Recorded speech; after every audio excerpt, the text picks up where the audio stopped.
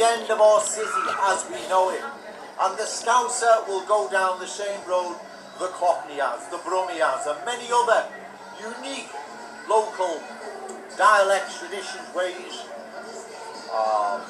that makes Britain really truly diverse, as opposed to the diversity makes diversity is your strength. Dan Corden baloney.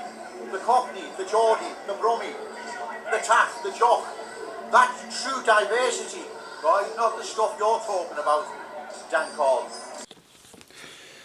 You're right, all. So that's a clip from Joe Owens, if you want to go and find him, for those of you who haven't seen him. I've listened to his channel since around 2015. He proposes a good solution with politics. He's been involved for a long time, National Front back in the 70s, I think, maybe 80s, British National Party. I think he was a bodyguard for Nick Griffin and an advisor. Certainly, I'd say a loyal man, and I'd probably say a trustworthy man as well. I think he's standing as an independent candidate in Wavertree, I think it is, in Liverpool.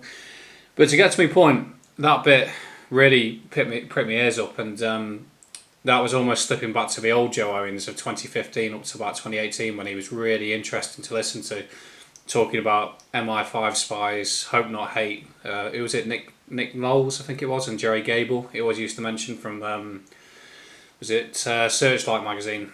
He used to talk about, he had some amazing, fascinating stories, and talking about Tommy Robinson also being a estate agent. His real name's Stephen Yaxley Lennon. I think he's from the Shackle Gang, Tommy Robinson anyway. Anyway, to get to my point, that bit was really interesting, and I've been thinking about making this video for a long time now. But the points he brought up there about Britain being truly diverse and multicultural, we already were. We always have been a diverse, multicultural nation, but not in the way you libtards seem to think. We haven't always been flooded with Africans and Arabs, and we haven't always had huge populations of African and Arabs. What I am getting at with diversity, we had, let's say around 1066, England was pretty much formed by then, and you had the Celts, who were the original population. Celtic people are gingers, dark hair, blue eyes, dark hair, dark eyes, sometimes quite swarthy looking. That's the traditional Celtic look. And of course, ginger hair, green eyes, ginger hair, dark eyes, etc. But that generally is the Celtic bubble, if you like. We've obviously had the Anglo-Saxon influence, which is very similar to the Scandinavian influence, but with a slight differentiation. So the Anglo-Saxons, blonde hair, blue eyes, that's your traditional sort of Germanic look, into it. Your stereotype, shall we call it. Of course they've got mixtures, but blonde hair, blue eyes is how you would do a traditional stereotypical German or Germanic person.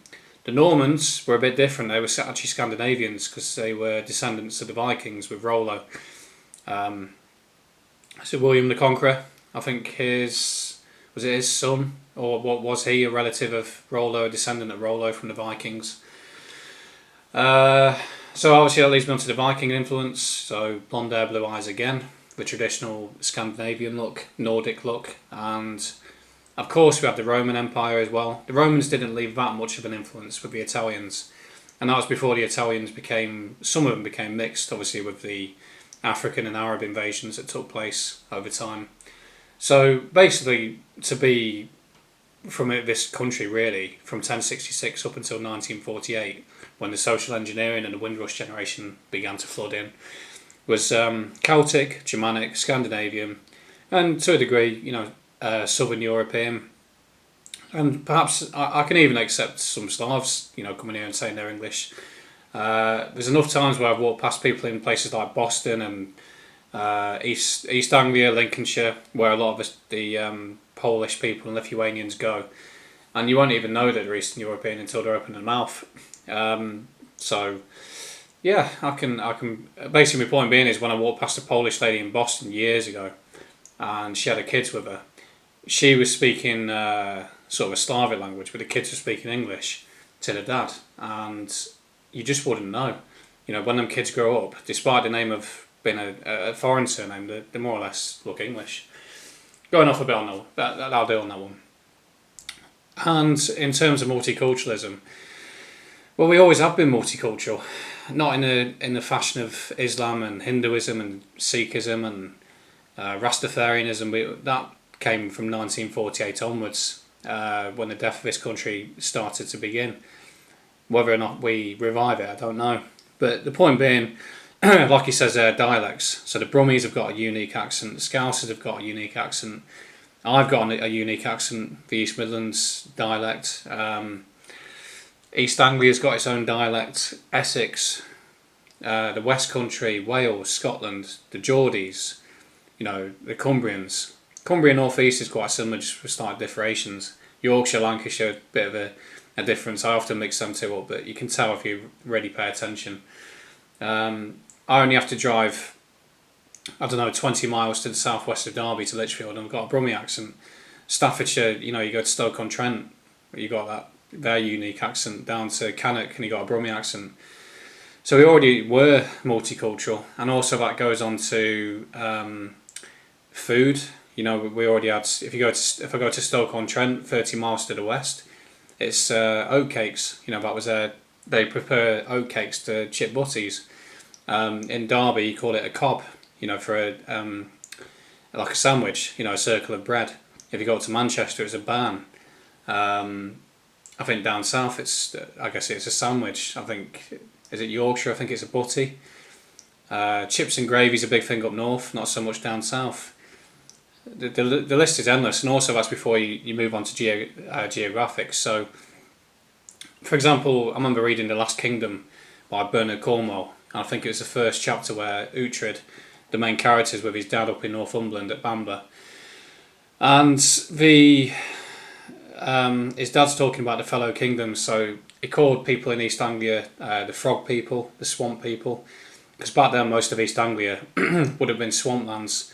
Ely in Cambridgeshire, they used to live on eels, as do most of Essex and the East End of London, because it's all marshes, because it's flat land.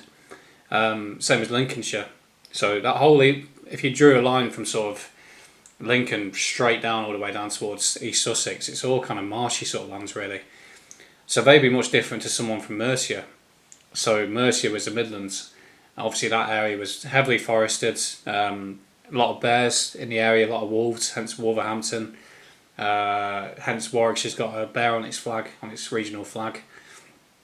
You go up to Lancashire. If you grew up in the Lancashire Hills, or even if you grew up on the coastline of Blackpool with the sunset, you'd be different to someone living on the east coast of Yorkshire in Flamborough. Yorkshire's got a lot of Viking descended people, by the way. Flamborough Head was a Viking stronghold. Geographic, York, that was a stronghold. You go up to the northeast, the River Tyne. Everyone's totally different because of where they were brought up. So if you grew up by a lake, Windermere in the Lake District, you'd be totally different to someone down in Cornwall looking out to the Atlantic Ocean. I could go on and on and on with all these examples, but my point being, as a result, people already were different. We already had that multicultural aspect. We didn't need this state-enforced diversity multicultural project that's come in, because we already were. So yeah, Britain has always been diverse and multicultural, but not in the way you liberals like to lie about. And finally, to really offend many people who might come across this video, we were pretty much always a white country. We're probably 99.9% white, and that's just how it is, if not 100% at times. The thing is, people who are coming here now are coming here for the comfort, which won't exist for long, I can assure you. We already know this country's on a nosedive, so that comfort can only exist as long as the native population are around. I was on the A12 the other day and I was looking at all the guys who are working. It's a token amount of diversity on there, I can assure you. So yeah, enjoy it while it lasts, because if it continues, we'll go back to the old days. And in some regards, that'll be a different video. That might not be a bad thing. And that's it. And happy St. Patrick's Day for tomorrow. Cheers.